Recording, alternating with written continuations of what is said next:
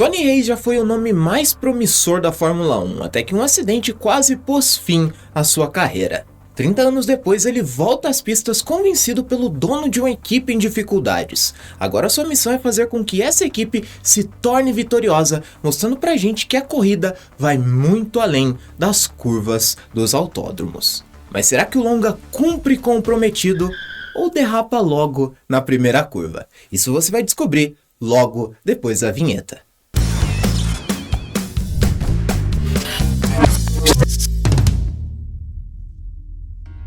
Eu sou Alan Rodrigues, sejam muito bem-vindos ao Blackout em Série. E F1 não é só um filme para quem gosta de Fórmula 1, é um filme para quem gosta de cinema.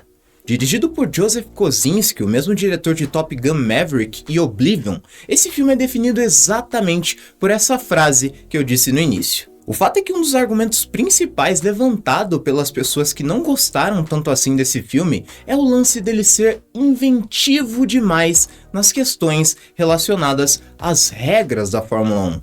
Em vários momentos a gente vê o Sonny quebrando as regras de propósito, usando uma espécie de trapaça estratégica para beneficiar a sua equipe, a famosa catimba para quem é do futebol. A grande questão é, será que esse argumento se sustenta? Na minha opinião, não. Quando o filme está contando uma história, ele não tem a obrigação de ser 100% fiel à realidade para funcionar. Dando um exemplo meio esdrúxulo, mas que pro contexto aqui eu acho que serve bem, seria a mesma coisa se eu terminasse de assistir o filme Carros da Pixar e falasse, não gostei, onde já se viu o carro falar? O carro fala porque dentro das regras daquele universo, isso faz sentido. Da mesma forma, em F1, um conjunto de condições extremamente específicas que foram construídas dentro do filme fizeram com que essa equipe alcançasse a vitória no final, apesar de muito improváveis, não são exatamente impossíveis. Na vida real, seria bem difícil uma equipe se reerguer tão rápido e, acima de tudo, seria ainda mais complicado um piloto com um acidente tão grave no passado voltar ao topo na profissão. Seria muito difícil, mas não impossível. E na minha opinião, é justamente nessa pequena fagulha de possibilidade que se encontra a beleza desse roteiro. E eu acho que para construir isso, a licença poética é totalmente liberada. Por esses motivos, eu sinceramente acho que não faz muito sentido você terminar de assistir esse filme e dizer que não gostou, porque ele não é igual a uma corrida de verdade. Eu fui no cinema para ver um filme de corrida. Se eu quisesse ver uma corrida de Fórmula 1 de verdade, eu ligava minha TV no domingo e assistia. Né? Cavalo. Coisas à parte, eu não culpo tanto as pessoas que fizeram essa crítica, porque eu acredito que o fato de termos figuras reais sendo mencionadas no filme, como o Ayrton Senna, a aparição do Max Verstappen, ou o próprio Lewis Hamilton, que além de participar é um dos produtores, faz com que a gente construa na nossa cabeça a ideia de que essa história é baseada em fatos reais. Mas não! Na realidade, essa história é totalmente fictícia. Não existe nenhum piloto chamado Sonny Hayes, nenhum piloto chamado Joshua Pierce e muito menos uma equipe chamada APXGP. E talvez esse seja um dos grandes trunfos desse filme. A história é tão bem contada, tão bem montada, que a gente acredita que aquilo poderia ter acontecido de verdade. E isso vem mais uma vez da construção das regras desse universo que se assemelham muito à vida real. F1 é muito competente em se fazer compreensível sem ser óbvio demais. É bom o suficiente para quem entende de corrida sem subestimar a inteligência desse público, mas também acessível para quem, como eu, é completamente leigo no assunto. As informações aqui são passadas de forma inteligente, todo mundo entende, e o melhor, o filme consegue transmitir emoção através dessas informações. A gente nem mesmo tem um antagonista definido, eu achei isso sensacional. Os dois protagonistas vão assumindo esse papel ao longo do filme, seja por questões de ego, excesso de confiança ou simplesmente pela vontade incontrolável de vencer. Ambos os pilotos almejam a vitória a qualquer custo, e mesmo que você não concorde com algumas decisões que eles tomam, a construção dos personagens é tão bem feita que fica impossível não torcer por eles. E quando os dois finalmente unem forças em busca do mesmo objetivo,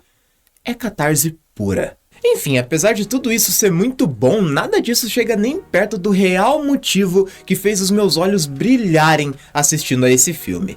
E que, pra ser bem honesto, foi o que me motivou a querer fazer esse vídeo para início de conversa. Mas antes de eu falar desse motivo, se você está curtindo esse vídeo até aqui, não se esqueça de deixar aquele likezão monstro aí embaixo para fortalecer aqui o canal. E claro, se essa é a sua primeira vez por aqui, não se esqueça de se inscrever e de ativar as notificações, porque tem muito conteúdo foda vindo por aí. Agora sim, eu estou falando dos aspectos técnicos desse filme, porque, meu amigo, a montagem disso aqui é simplesmente absurda.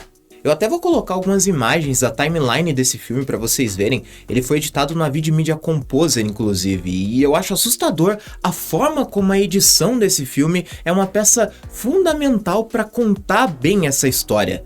Se não fosse a edição, esse filme seria qualquer coisa. A gente tem um uso muito inteligente de jump cuts nesse filme, seja com aproximações no rosto dos personagens ou cortes rápidos no semáforo, sempre reforçando o estado emocional de quem está em cena. A edição cria um ritmo único, uma cadência nos cortes que dá identidade pro filme. E o melhor exemplo disso pra mim é a cena do poker. Em qualquer outro filme ela provavelmente seria taxada como uma edição ruim por ser rápida demais, com muitos cortes.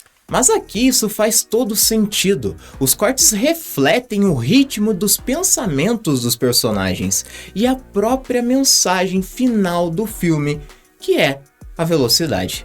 Eu amo quando a edição consegue construir essa metalinguagem com o que está sendo mostrado em tela. Isso dá um brilho totalmente único para a obra, e geralmente as pessoas nem percebem isso, porque o editor é como se fosse um ilusionista do audiovisual. O trabalho dele só é bom quando você não percebe, ou quando você não entende como aquilo foi feito. Isso é muito louco, viu? Além disso, o uso do silêncio como ferramenta de tensão é muito bem trabalhado nesse filme, e a edição de som é impecável. A trilha sonora assinada pelo nosso gênio Hans Zimmer entrega tudo. O cara não erra nunca, criou uma composição fantástica, empolgante que casa perfeitamente com a narrativa. Cara, até os créditos desse filme foram editados de um jeito criativo. Começa ali com o texto alinhado à esquerda e a cena sendo mostrada do lado direito. Depois uma cena em tela cheia sobe e o texto passa a ficar alinhado do lado direito. E então o texto termina, o fundo escurece e o texto continua na tela preta. Absolutamente fantástico, cara. É engraçado falar de créditos porque é uma parada que eu tenho certeza que só eu reparo quando tá assistindo o filme, tá ligado? Manias de um designer, tá? Desculpa, não dá pra evitar.